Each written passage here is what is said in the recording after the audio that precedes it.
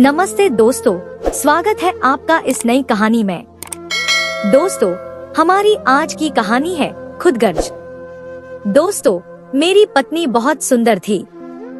उसने हमारी सुहाग को एक बहुत अजीब शर्त रखी थी कि मैं कभी अपना दायां बाजू नहीं दिखाऊंगी, बाकी सब कुछ देख लो। यह बात बहुत अजीब थी, लेकिन फिर मैंने शर्त मान ली। शादी को 1 महीना गुजारा था कि वह बहुत बीमार रहने लगी। मैंने उसे मजबूरी में अस्पताल ले गया और जब वहां उसकी बाजू से कपड़ा हटाया तो मेरी आंखें फट पड़ी, क्योंकि उसकी बाजू पर 2 काले। दोस्तों, आगे की कहानी सुनने के लिए आपसे हमारी हाथ जोड़कर विनती है कि आप लोग कहानी को सुनकर हमारे चैनल को सब्सक्राइब करना भूल जाते हैं। कृपया सबसे पहले हमारे चैनल को सब्सक्राइब कर लें। दोस्तों, आज मेरी मेहंदी की रात थी। कल मेरी शादी था। मैं अपने दोस्तों में इस वक्त बैठा उनकी छेड़खानी से और उनके मजाक से लुत्फ उठा रहा था। तभी मेरे नंबर पर मेरी पत्नी का कॉल आ गया। मेरे होठों पर मुस्कुराहट आ गई। मैंने मोबाइल कान के साथ लगाया, साइड जाकर उसे कहने लगा, क्या बात है? एक ही दिन तो रह गया है हमारे शादी में। कल तुम्हें हमेशा के लिए मेरे पास आ जाना है। क्या एक रात की भी दूरी तुमसे बर्दाश्त नहीं हो रही है? उससे बात करते हुए मेरा लहजा गंभीर हो गया था। मेरा अंदाज देखकर वह भी घबरा गई और फिर कहने लगे कि मैं आपसे जरूरी बात करना चाहती हूँ, इसी वजह से मैंने आपको अभी फोन किया है। उसका लहजा ऐसा था कि मैं चौंक गया। उसे कहने लगा कि हाँ बोलो, क्या बात करनी है? तब उसने जो बात मुझे कही उसे सुनकर मैं हैरान रह गया। इसी वक्त मेरा दोस्त वहाँ पर मुझे बुलाने के लिए आ गया था और अपने दोस्त के सामने मैं अपनी पत्नी से इस हवाले से कोई बात नहीं कर सकता था। फिर मैं अपने दोस्तों में दोबारा से आकर बैठ गया और मोबाइल को मैंने ऑफ करके अपनी पॉकेट में डाल दिया था। मेरा ज़हन अभी तक अपनी पत्नी की बात में उलझा हुआ था। उसका यह बात कहने का क्या मकसद था? क्या वो सच था या मजाक कर रही थी? फिर मैंने खुद को यह सोचकर तसल्ली दी कि वह महज मुझे तंग कर रही होगी, और यह सोचकर मैंने इस बात को अपने दिमाग से झटक दिया था। और जब रात को सोने के लिए लेटा तो रंगीन हवाओं ने मेरे मन को अपनी आगोश में ले लिया था। मैं पूरी रात हसीन ख्वाबों में खोया रहा और आने वाले वक्त का इंतजार कर रहा था। आज मैं बहुत ही ज्यादा खुश था। आज मेरी मोहब्बत पत्नी की रूप में मेरी जिंदगी में शामिल होने जा रही थी। आज का दिन भी पर लगाकर उड़ गया था। मैं फिर उसे अपने खानदान वालों के साथ जाकर अपनी दुल्हन बनाकर अपने घर में ले आया था। रात के इस वक्त मेरे दिल में अरमान और जज्बात उमड़ कर आ रहे थे। मैं अपने दोस्तों में घिरा बैठा था। मेरे दोस्त मुझे बहुत पसंद थे। मैं उनकी बातों को, उनके मजाक को भी पसंद करता था, मगर इस वक्त उनसे भी दूर भाग रहा था। मैं चाह रहा था कि जल्द से जल्द वहाँ से चले जाए। तभी मम्मी वहाँ पर आ गईं और फिर उनकी वजह से मेरी उनसे जान छूट गई थी। जब मैं कमरे में आया तो मेरी पत्नी मेरा ही इंतजार कर रही थी। दोस्तों, मेरा दिल भी बुरी तरह से धड़क रहा था। मैंने उसका घूंघट उठाया। उसका चेहरा देखकर मैं कितनी देर तक पलके झपकाए बिना उसे देखता रहा। वह बहुत ही ज्यादा खूबसूरत लग रही थी। कितनी देर तक तो मैं उसकी खूबसूरती में ही खोकर रह गया था। जब मैं अपने मतलब की बात पर आया तब वह हिचकिचाते हुए कहने लगे कि कल आपको मैंने जो बात कही थी वह कबूल है। कितनी देर तक मुझे समझ नहीं आया कि वह किस बारे में बात कर रही है। फिर जब मुझे उसकी बात याद आई कि उसने मुझसे कहा था कि मैं उसका बायां बाजू कभी भी नहीं देखूंगा, तो ये बात याद आते ही मुझे अजीब सा एहसास हुआ कि वह मेरी पत्नी थी। मुझे उस पर हर तरह का हक बनता था और मैं भला उसे क्यों नहीं देख सकता था? अगर मैं उसे नहीं देखता तो फिर किसे देखता? जब यही बात मैंने उससे कही तो कहने लगी कि आपका मुझ पर हर तरह से हक है। आप सब कुछ देख सकते हैं, कर सकते हैं, लेकिन आप मेरा बायां बाजू नहीं देख सकते। आज शादी की पहली रात थी और मैं पहले ही रात अपनी पत्नी को नाराज नहीं करना चाहता था। वैसे भी हम दोनों को सारी जिंदगी तो एक साथ ही गुजारनी थी और उसकी यह बात मानने में कोई बुराई भी नहीं थी। उसके बाद मैंने उससे फिर अपना हक वसूल किया और प्यार के मदहोश वादियों में खो गया था। दिन यूं ही बीतते जा रहे थे और अभी तक मैंने अपनी पत्नी का बायां बाजू नहीं देखा था। कई बार मेरे दिल में यह ख्वाहिश पैदा होने लगती थी कि मैं तो उसे हर तरह से हक रखता हूँ, तो फिर वह मुझे अपना यह बाजू देखने से कैसे रोक सकती है। अब मैं इस बात पर जिद करने लगा, उस पर गुस्सा करने लगा। उस दिन जब मैं ऑफिस में जाने लगा तो मैंने उसे साफ तौर पर यह बात कह दी कि जब मैं वापस आऊंगा तो आज यह बहाना नहीं चलेगा। आखिर मैं देखना चाहता हूँ कि तुम मुझे इस चीज से क्यों रोक रही हो। उसका रंग बिल्कुल पीला पड़ गया था और वह यह बात सुनकर ऐसे डर गई थी जैसे न जाने क्या हो रहा है। और शाम को जब मैं घर आया तो मेरी माँ ने मुझे बताया कि मेरी पत्नी घर पर नहीं है, वह कुछ दिन अपने अम्मी पापा के घर में रहने के चली गई है। यह सुनकर मुझे बहुत गुस्सा आया कि वह बिना मुझे बताए, बिना मुझसे इजाजत लिए वहाँ पर कैसे जा सकती थी। मैंने फोन किया तो वह कहने लगी कि मेरा दिल घबरा रहा था, इसलिए मैं यहाँ पर चली आई। अब मुझे साफ महसूस हो रहा था कि वह वहाँ पर इसलिए गई थी क्योंकि आज मैंने उससे साफ तौर पर कह दिया था कि मैं हर हाल में आज उसका बाजू देख कर रहूंगा। मुझे ऐसे लगने लगा था शायद उसका बाजू जल चुका था या बहुत बदसूरत था, जिसकी वजह से वह मुझे ऐसा कह रही थी। मुझे लगने लगा था शायद उसके बाजू में कुछ दिक्कत है और उसे इस बात का डर है कि कहीं मैं उसकी बदसूरती देखकर नफरत का इजहार ना करूं। मगर वह पागल ये नहीं समझती थी कि मैं उससे टूटकर मोहब्बत करता था। मैं भला उसे क्यों छोड़ सकता था, उससे कैसे दूर हो सकता था। जिससे मोहब्बत की जाती है उसकी खूबियां और खामियों को भी अपनाया जाता है। दोस्तों, यह बात सोचकर मेरे होठों पर मुस्कान आ गई थी। अब मैंने सोचा कि अब जब वह घर पर आएगी तो मैं उससे प्यार से समझा दूंगा कि अगर उसमें कोई कमी है तो भी मुझे इस चीज से कोई दिक्कत नहीं है। और फिर कुछ दिनों तक जब वह यहाँ पर वापस नहीं आई तो अब की बार मैं गुस्सा हुए अंदाज में खुद ही उसके अम्मी पापा के घर चला गया था। जब वहाँ पहुँचा तो अपनी सास की बात सुनकर मैं हैरान रह गया। वह कहने लगी कि तुम्हारी पत्नी तो थोड़ी ही देर पहले घर से निकली है, अब तो वह घर में पहुँच चुकी होगी। उनकी बात सुनकर थोड़ी देर में वहाँ पर रुका और फिर वापस आ गया। जब अपनी अम्मी से मैंने अपनी पत्नी के बारे में पूछा तो कहने लगे कि मैं उसके बारे में कुछ भी नहीं जानती, वह तो अपने अम्मी पापा के घर गई है। तुम वहाँ से पता करो, हो सकता है वह जानते हो कि वह इस वक्त कहाँ है। अब यह बात सुनकर मेरा मुंह खुले का खुला रह गया था। मेरी पत्नी अपने मायके में भी नहीं थी और जबकि घर पर भी अभी तक नहीं पहुंची थी। उसे तो वहाँ से निकाले हुए काफी देर हो गई थी। उसे अब तक यहाँ पर आ जाना चाहिए था, मगर वह कहाँ थी। मेरे दिल में शक बैठ गया था। अब मैंने पूरे घर में इधर उधर फिर रहा था, बार बार मैं उसका नंबर मिला रहा था, मगर वह मेरी कॉल नहीं उठा रही थी। न जाने वह कहाँ थी। थोड़ी देर मुझे गुजरी थी कि अब मैं गाड़ी लेकर घर से निकलने वाला था जब वह घर में दाखिल हो गई। उसे देखकर मैंने अपने चेहरे के एक्सप्रेशन बहुत मुश्किल से नॉर्मल किए थे। फिर उससे पूछने लगा कि तुम कहाँ थी, कहाँ से आ रही हो। मेरा गुस्सा देखकर वह घबरा गई। वह कहने लगी कि उस दिन मेरा अम्मी से मिलने के लिए दिल चाह रहा था, इसलिए मैं आपसे इजाजत लिए बिना वहाँ चली गई। जानती हूँ कि आप मुझसे इस बात पर नाराज होंगे, मगर अब मैं वादा करती हूँ आइंदा आपसे पूछे बिना नहीं जाऊंगी।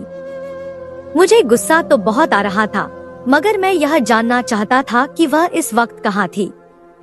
जब यही बात मैंने उससे पूछी तो वह कहने लगी कि मैं अपने अम्मी पापा के घर से आ रही हूँ।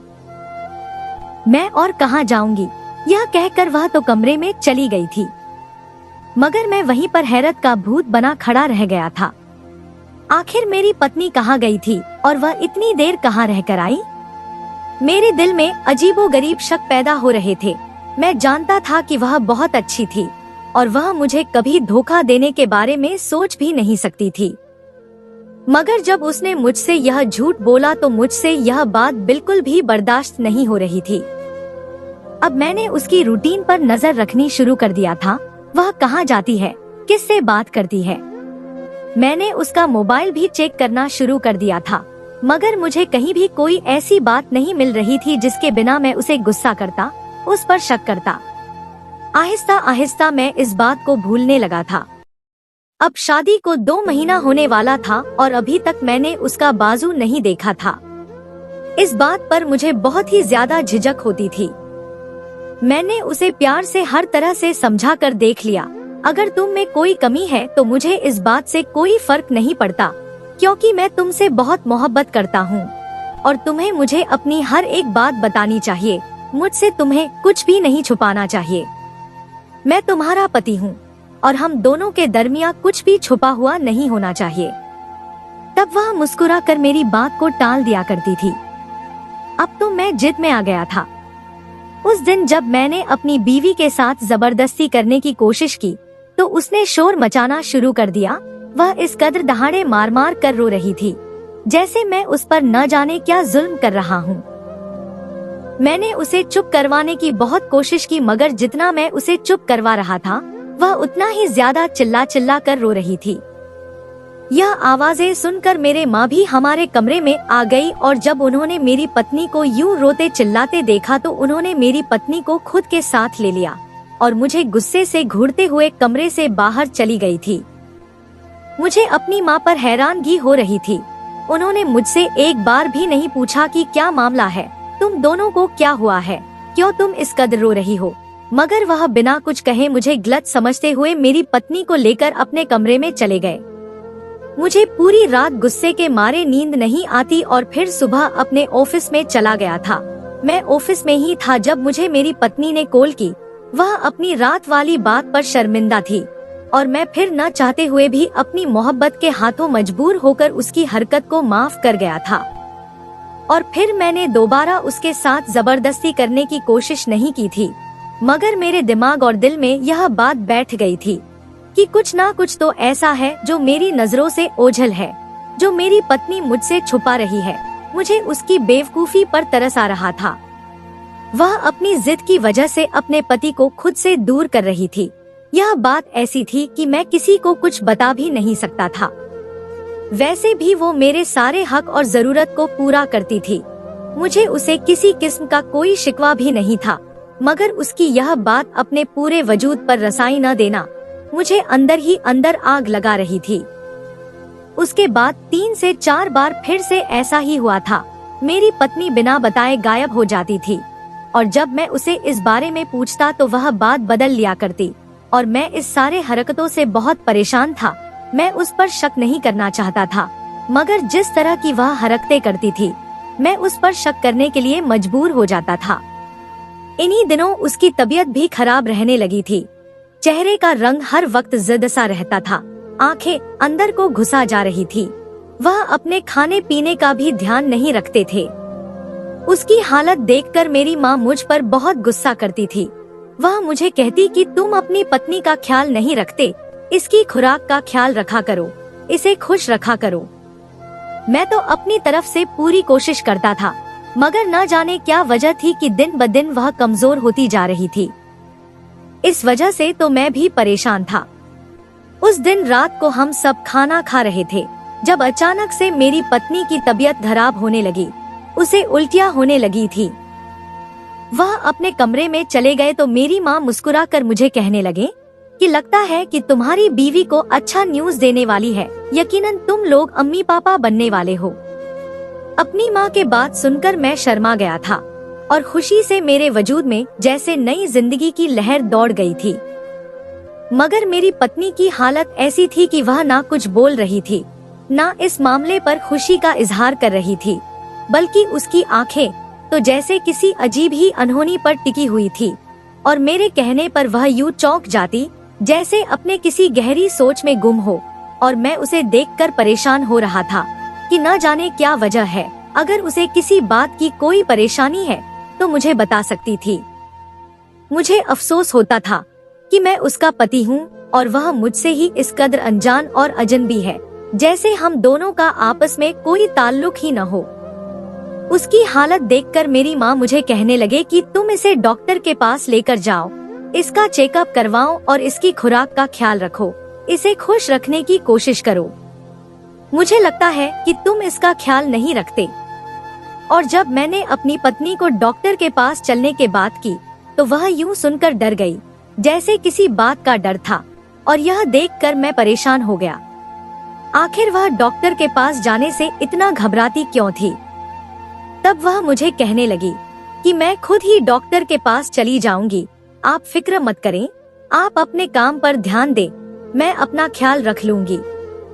यह बात उसने मुस्कुराते हुए अंदाज में कह रही थी, मगर मैं शक परेशान था कि आखिर ऐसी कौन सी बात है जो मुझसे छुपा रही है, आखिर क्यों छुपा रही है। मैं तो उससे कभी कोई बात नहीं छुपता था। फिर वह अपने कहे के मुताबिक खुद ही डॉक्टर के पास गई और फिर वहाँ से दवा लेकर आई थी। कुछ दिन तक मैं इस मामले में कुछ भी नहीं बोला, जानता था कि वह फिर से यही बात बोलेगी कि मैं अपना ख्याल खुद रख सकती हूँ, आप परेशान न हो। उस दिन उसकी तबीयत बहुत ज्यादा खराब थी, कमजोरी की वजह से उसे चक्कर आ रहे थे और वह बेहोश होकर बिस्तर पर गिर गई थी। तभी फिर मैं उसे उठाकर डॉक्टर के पास लेकर आया। डॉक्टर ने उसका चेकअप किया। इस वक्त मेरी पत्नी होशो हवस से बेगान थी। डॉक्टर भी उसकी हालत देखकर घबरा गए और कहने लगे कि यह इस कदर कमजोर है, लगता है कि अपना बिल्कुल भी ध्यान नहीं रखती है। अब मैं डॉक्टर की बात का क्या जवाब देता। मैं खुद अपनी पत्नी की वजह से बहुत परेशान था। तभी मेरा ध्यान अपनी पत्नी के बाजू की तरफ गया और इस वक्त डॉक्टर और नर्स भी कमरे में मौजूद नहीं थे। जैसे ही मैंने अपनी पत्नी के बाजू से कपड़ा हटाया तो उसके बाजू को देखकर मैं बुरी तरह से चौंक गया था, क्योंकि उसके बाजू पर मेरा नाम महेश है और मेरा शुमार हैंडसम लड़कों में होता था। लड़कियां मेरे पीछे पागलों की तरह घूमती थी और मैं भी उनकी दीवानगी से बहुत ही ज्यादा फायदा उठाता था।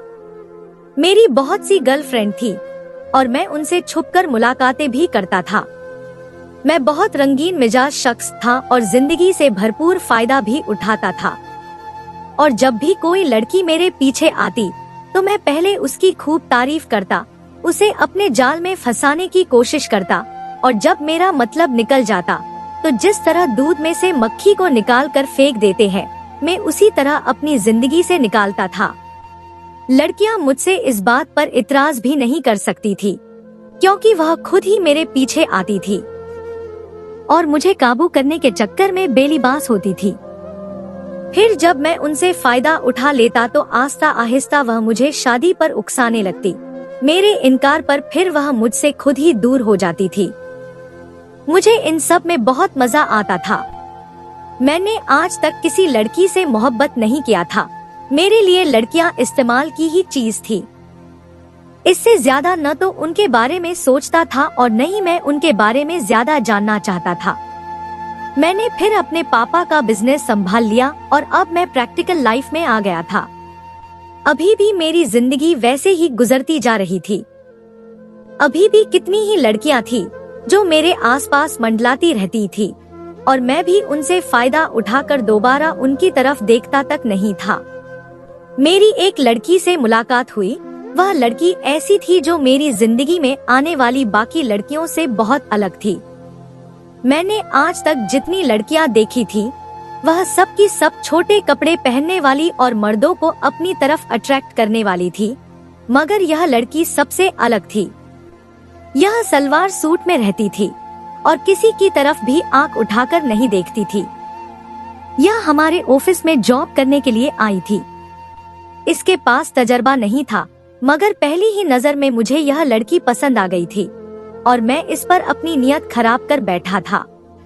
इसलिए मैंने ऑफिस में इसे जवाब दे दिया था, जबकि इसके साथ मुझे काफी ज्यादा अपना दिमाग भी खापाना पड़ा था, क्योंकि ऐसे काम की समझ नहीं थी। यह लड़की अक्सर खोए खोए अंदाज में मेरे चेहरे की तरफ देखती रहती और मेरी आंखों में जैसे डूब से जाती थी, और यह सब देखकर मैं मुस्कुरा दिया करता था। मैं भी यही चाहता था कि वह बाकी लड़कियों की तरह खुद ही मेरी तरफ बढ़े और मुझसे अपनी मोहब्बत का इजहार करे, मगर वह मुझे पसंद करने के बावजूद भी अभी तक अपनी मोहब्बत का इजहार नहीं कर पाई थी। मैं जानता था कि वह कब तक अपने दिल को इस सब से रोक पाएगी, एक ना एक दिन उसे मुझे यह बताना ही पड़ेगा कि मेरे लिए उसके दिल में क्या है, और मैं उस दिन का इंतजार कर रहा था। उसे मेरे पास जॉब करते हुए 3 महीने का टाइम गुजर गया था। मैं उसके साथ बहुत की नरमी से बात करता था, उसे प्यार से समझाया करता।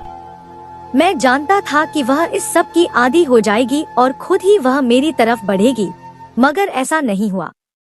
उसने ना तो मुझसे अपनी पसंदीदगी का इजहार किया था और ना ही अपना मेरे सामने पेश किया था। मैं हैरान परेशान था कि वह कैसी लड़की थी, वह बाकी लड़कियों से इस कदर अलग क्यों थी, वह क्यों अपना दिल हाथ पर रखकर नहीं फिरती थी। मैं जितना हैंडसम था, जितना अमीर था और जितना उससे प्यार से बात करता था, उसे तो अब तक मेरे बिस्तर की रानी बन जाना चाहिए था। मुझे अपनी तरफ लाने के लिए औरत जात के मुकाम से गिर जाना चाहिए था, मगर ऐसा नहीं हुआ। वह बफकर अंदाज में ऑफिस में आती, अब तक वह सलवार सूट में ही होती थी, और अब मैं उसको देखने के लिए बेचैन हो रहा था।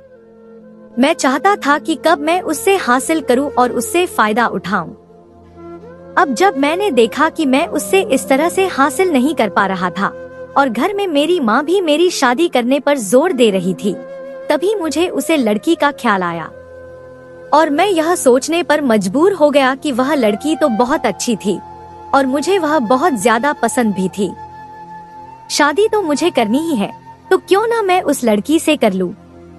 ये सोचकर मैं खुश हो गया और जब अगले दिन मैंने उसे प्रपोज किया तो मेरी हैरत की इंतहा नहीं रही। उसने मुझसे सोचने का समय मांग लिया था। मैं हैरान था कि मुझ जैसे इंसान को कोई लड़की ऐसा कैसे कह सकती थी, मगर फिर यह सोचकर संभल गया कि हो सकता है उसे अपने घर वालों से बात करनी हो और उनसे बात करने के बाद उसे मुझे जवाब देना हो। एक दिन जब मैंने खुद ही इस बारे में पूछा तो और उनसे बात करने के बाद उसे मुझे जवाब देना हो। एक दिन जब मैंने खुद ही इस बारे में पूछा तो वह हिचकिचाते हुए मुझे कहने लगी कि आप मुझे बहुत पसंद है और मैं आपसे बहुत मोहब्बत करती हूँ, मगर मैं आपसे शादी नहीं कर सकती। उसकी बात सुनकर मेरा मुंह खुले का खुला रह गया था। वह मुझे शादी करने से इनकार कर रही थी। मेरे जैसा मर्द जो अगर किसी लड़की को गर्लफ्रेंड बना लेता था तो इस बात पर भी फर्क महसूस करते थे, और मैं उस लड़की को अपनी पत्नी बनाने की बात कर रहा था और वह मुझे इनकार कर रही थी। अब मुझे उस पर बहुत गुस्सा आया और जब मैंने उसे यह बात कही कि तुम मुझे शादी से इनकार क्यों कर रही हो, जानती हो तुम क्या कह रही हो, लड़कियां तो मेरे मुंह से यह बात सुनने के लिए तरस रही होती हैं, और जब मैं तुमसे यह बात कह रहा हूँ और तुम मुझे इनकार कर रही हो, तब वह सर झुका कर रह गई थी। फिर कहने लगी कि मेरी कुछ मजबूरियां हैं, मैं इस वजह से आपसे शादी नहीं कर सकती। मगर अब मैं भी जिद पर आ गया था और मैंने उसे साफ तौर पर कह दिया, शादी करूंगा तो मैं तुमसे ही करूंगा। फिर आहिस्ता आहिस्ता वह मेरी मोहब्बत में पागल होने लगी थी। एक दिन उसने शादी के लिए हाँ कर दी थी। अब मेरे लिए उसके बिना रहना नामुमकिन था। तभी मैंने घर वालों से कह दिया कि मेरी जल्द से जल्द शादी की तैयारी करें, मगर उसकी यह बात कि मैं उसका बाजू नहीं देख सकता, यह बात मुझे बहुत ज्यादा हैरान करती थी कि आखिर इसमें ऐसा क्या राज है जो मुझसे छुपा रही है। मैं यह समझता था कि शायद उसमें ऐसा कोई नुकसान हो जो वह नहीं चाहती थी कि मैं उसके बारे में देखूं। अब जब मैंने उसके बाजू से कपड़ा हटाकर देखा तो उसके बाजू पर काले काले निशान बने हुए थे जो कि गोल दायरे में फैले हुए थे। यह देखकर मैं डर गया और तभी जब डॉक्टर को मैंने कमरे में बुलाया और उसे इन दागों के बारे में पूछा तो उसका मुंह भी खुले का खुला रह गया था। वह काफी देर तक गुमसुम रहे और फिर मुझे कहने लगे कि मैं जब तक इसके बारे में पूरी तौर पर चेकअप ना कर लूं, मैं आपको तब तक कुछ नहीं बता सकती। उसे मुझसे मेरी पत्नी की तबीयत के बारे में पूछा। मैंने उसे हर एक बात बताई। वह कहने लगी कि आपकी पत्नी गर्भवती है, इसके साथ ही और कोई दिक्कत है, और जब तक मैं पूरी तौर पर पता ना कर लूं, मैं आपको इस बारे में कुछ भी नहीं कह सकती। हो सकता है यह मेरा वहम हो और आपको ख्वाबों में परेशानी उठानी पड़े। मैंने डॉक्टर से बहुत पूछा मगर उसने मुझे नहीं बताया और फिर मुझे कहने लगे कि आपको जब मैं कॉल करूं तब अपनी पत्नी की रिपोर्ट लेने के लिए आ जाना है। उसके बाद मैं हक्का बक्का रह गया था। आखिर ऐसा क्या था जिसकी वजह से डॉक्टर परेशान हो गए थे। मुझे भी ऐसा लगने लगा था कि कोई खास बात है जिसको सुनकर मुझे गहरा सदमा लगने का अंदेशा है। तब मेरी पत्नी कुछ नहीं बता रही थी। जब मैंने उसके बाजू पर ये काले निशान देखे तो मुझे समझ नहीं आ रहा था कि ये सब क्या है। थोड़ी देर के बाद मेरी पत्नी को होश आ गया था और फिर मैं उसे लेकर घर आ गया। घर आने के बाद मैंने उसके साथ कुछ नहीं कहा। वह बहुत परेशान थी। उसकी हर दिशा में हलचल थी, पहले से भी ज्यादा कमजोर हो गई थी। मैं काम पर था जब माँ ने मुझे कॉल किया और कहने लगी कि तुम्हारी पत्नी को पता नहीं क्या हो गया है, वह बेहोश हो गई है। मैं तुरंत घर आ गया। मैं घर आया तो मेरी पत्नी अभी भी मुझसे नाराज थी। मुझे देखकर उसने अपने चेहरे का रुख बदल लिया था और अब वह मेरी शक्ल तक देखने की राजी नहीं थी। मैं उसके पास जाकर बैठ गया और उसके चेहरे की तरफ देखकर मैं फुट फुट कर रो पड़ा। तुमने मुझसे इतनी बड़ी बात क्यों छुपाई? तुमने मुझे सच क्यों नहीं बताया कि तुम्हें ब्लड कैंसर है, और वह भी आखिरी स्टेज पर? मेरे मुंह से यह बात सुनकर वह बेयकीनी और फटीफटी निगाहों से मुझे देखने लगी। काफी देर के बाद उसके मुंह से आवाज निकली, तुमको यह सब कैसे पता चला? तब मैंने उसे सारी बात बताई तो वह गुमसुम हो गई और गहरी सांस लेकर कहने लगी, मैं भी इस बारे में बेखबर थी। कुछ समय पहले मेरी अचानक से तबीयत खराब हो गई थी। मैं इस बात को नजरअंदाज करती रही, मगर फिर जब मेरी तबीयत ज्यादा खराब रहने लगी तो तब मैं डॉक्टर के पास गई और डॉक्टर ने मुझ पर इस बात का इनकार साफ किया था। आप जानते हैं कि दुनिया में मेरी माँ और छोटी बहन के अलावा कोई भी नहीं है, इसीलिए मैंने उन्हें यह बात नहीं बताई थी। मैं उन्हें परेशान नहीं करना चाहती थी। अपना इलाज करवाने की मैंने बहुत कोशिश की, मगर डॉक्टर्स का कहना था कि मेरा बीमारी अब लास्ट स्टेज पर है, अब इसका कोई भी हल मुमकिन नहीं है। तब मैं बहुत रोई थी, बहुत चिल्लाई थी, और तब मेरे नजरों के सामने आपका चेहरा घूम गया था। मैं आपको बहुत पसंद करती थी। आपके साथ जिंदगी गुजारना मेरा वह ख्वाब था जो आपको देखते ही मेरी आंखों में आकर सज गया था। मगर मैं जानती थी कि मैं चंद दिनों की मेहमान हूँ। मेरी जिंदगी कितनी है यह कोई भी मुझे नहीं बता सकता था। और जब आपने मुझसे शादी की ऑफर की तो मैंने इसी वजह से आपको इनकार कर दिया था कि मैं इस बीमारी की वजह से आपकी जिंदगी बर्बाद नहीं करना चाहती थी।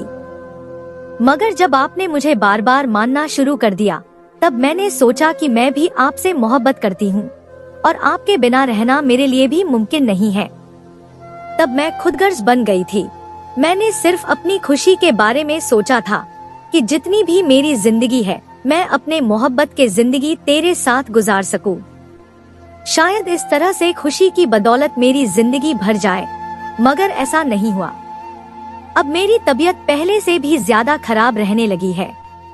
यह बीमारी मेरे बाजू पर जाहिर हो गई थी, इसलिए मैं आपसे छुपा रही थी, और अब तो मेरे वजूद में एक नई जिंदगी भी पल रही है। डॉक्टर का कहना है कि मुझे इतनी जल्दी अब बच्चे को जन्म नहीं देना चाहिए था, क्योंकि इस तरह से मेरी अपनी जिंदगी के चांसेस और कम हो गए हैं। इतना कहकर वह फूट फूट रोना पड़ी थी और मेरी आंखों से भी आंसू बह रहे थे। मैं उसका इलाज करवाने के लिए किसी भी हद तक जा सकता था, पैसे की तरह पानी बहा सकता था, और फिर मैंने ऐसा किया भी। मैं बहुत सारी जगह पर गया, बड़े से बड़े डॉक्टर से बात की, मगर हर तरफ से मुझे मायूसी का सामना करना पड़ा। कोई भी मेरी पत्नी का इलाज करने के लिए तैयार नहीं था। सबका कहना था कि यह बीमारी आखिरी स्टेज पर है और इसका कोई हल नहीं है। मैं थके हारे कदमों से घर वापस लौट आया था और अब पल पल जी रहा था, पल पल मर रहा था। अपने सारे गुनाह मेरी आंखों के सामने घूम रहे थे। शादी मेरी गुनाहों की सजा ही ठीक है। मैं जिस लड़की से सबसे ज्यादा मोहब्बत करता था, उस लड़की को मैंने हासिल भी कर लिया था, मगर मैं उसके साथ ज्यादा वक्त नहीं गुजार सकता था, और इससे बढ़कर मेरे लिए और क्या सजा हो सकती थी। फिर एक दिन मेरी पत्नी ने एक बेटा को जन्म दिया था। उस दिन उसकी तबीयत बहुत ही ज्यादा बिगड़ गई थी, किसी तरह से भी उसकी तबीयत संभालने में नहीं आ रही थी। और फिर जिंदगी और मौत के दरमियान जंग लड़ते हुए वह जिंदगी के बाजी हार गई थी। मुझे और अपने बेटे को अकेला छोड़कर चले गए थे। तब मैं फूट फूट कर आया था। कितने दिनों तक मैंने अपनी बेटा की शक्ल भी नहीं देखी थी। और फिर एक दिन माँ ने मेरी बेटा को मेरे खुद में रख दिया और मुझे कहने की कि इसका क्या कसूर है। पैदा होते ही इसकी अम्मी इससे छीन गई और पापा होते हुए भी इसका चेहरा नहीं देख रहा। तुम इसे किस बात की सजा दे रहे हो? तब मैंने अपनी बेटा को खुद के साथ लगाकर बहुत ज्यादा रोया था और अब मैंने सोच लिया था कि मैं अपनी सारी जिंदगी अपनी पत्नी की यादों में बिता दूंगा और कभी भी दूसरी शादी नहीं करूंगा। मैंने अपनी बेटा की अच्छे संस्कार देने की हर मुमकिन कोशिश की थी और सब ही कहते थे कि मेरी बेटा बहुत अच्छे संस्कार की मालिक है। मेरी माँ मुझे दूसरी शादी करने पर जोर देती, मगर मैं यह सोचता था कि अगर मैंने दूसरी शादी कर ली तो न जाने वह मेरी बेटा के साथ क्या सलूक करेगी, मेरी बेटा से वह मोहब्बत भी कर सकेगी या नहीं। ऐसा न हो कि मेरी बेटा की जिंदगी बर्बाद हो जाए और मैं फिर अपनी पत्नी को क्या मुंह दिखाऊंगा। मैं अपनी पत्नी से इस कद्र मोहब्बत करता था कि उसकी यादों के सहारे बाकी की जिंदगी गुजार सकता था। किसी का चेहरा भी मेरी आंखों के सामने सजता नहीं था। मेरी माँ मुझे कह कह कर थक चुकी थी, मगर मैं उनकी बातें एक कान से सुनकर दूसरे कान से निकाल दिया करता था। शाम को जब मैं थका हारा घर वापस आता था और जब मेरी बेटा मुझे पापा कहते हुए मेरे साथ लिपट जाती थी तो मेरी सारी थकान उतर जाती थी। मैं जानता था कि इस रवैये से मैं अपनी माँ को तकलीफ दे रहा था। वह मुझे खुश देखना चाहती थी, मगर मैं भी दिल के हाथों मजबूर था। और जब तक कोई चेहरा मेरे दिल को पसंद नहीं हो जाता तब तक मैं किसी के साथ भी शादी करने के बारे में सोच भी नहीं सकता था। मैं जानता था कि मैं आने वाली लड़की को वह मोहब्बत नहीं दे सकूंगा जिसकी वह हकदार है। इसीलिए मैंने पहले अपने आप के संभलने का इंतजार कर रहा था जब तक मेरा दिल पूरी तरह से संभल न जाता। मैं जिंदगी का नया फैसला नहीं ले सकता था। तो दोस्तों, यह थी हमारी आज की कहानी। आपको सुनकर कैसी लगी हमें कमेंट करके जरूर बताएं और हमारी वीडियो को ज्यादा से ज्यादा अपने दोस्तों में शेयर करें और हमारे चैनल को भी सब्सक्राइब कर लें ताकि आने वाली वीडियो का नोटिफिकेशन आप तक तुरंत पहुंचे। मैं मिलती हूं आपसे अगली वीडियो में। तब तक के लिए धन्यवाद।